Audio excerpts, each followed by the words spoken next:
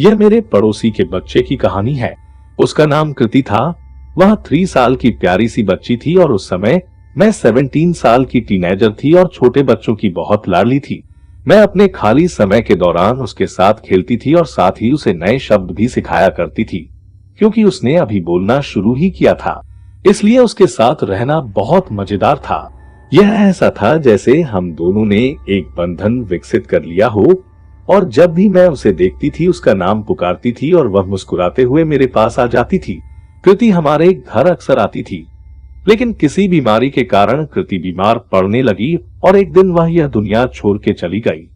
यह घटना सबका दिल तोड़ने वाला था। कृति के कारण जहां हमारे पड़ोस में हंसमुख माहौल होता था, अब वहां सिर्फ उदासी पसरा रहता था। कृति की मृत्यु के 1 सप्ताह के बाद की बात है। मैं देर रात अपने दोस्त के पास से लौटकर घर आ रही थी। मैं अपने घर का दरवाजा नॉक कर रही थी। मुझे अंदर से बहुत डर लग रहा था। मुझे लगा कि कोई मेरे पीछे खड़ा है, और जब मैं पलटी तो रेड फ्रॉक में एक बच्ची को देखकर चौंक गई। वह बच्ची मुझे देखकर मुस्कुराई और वह बंद दरवाजे को क्रॉस कर कृति के घर में चली गई। मैं चौंक गई और डर से पसीना आने लगा।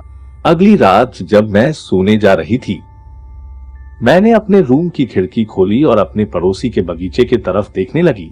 मैं बगीचे में घूम रहे बच्ची को देखकर चौंक गई, और इसने भी रेड कलर का फ्रॉक पहन रखा था। उस रात मैं बिल्कुल नहीं सो पाई।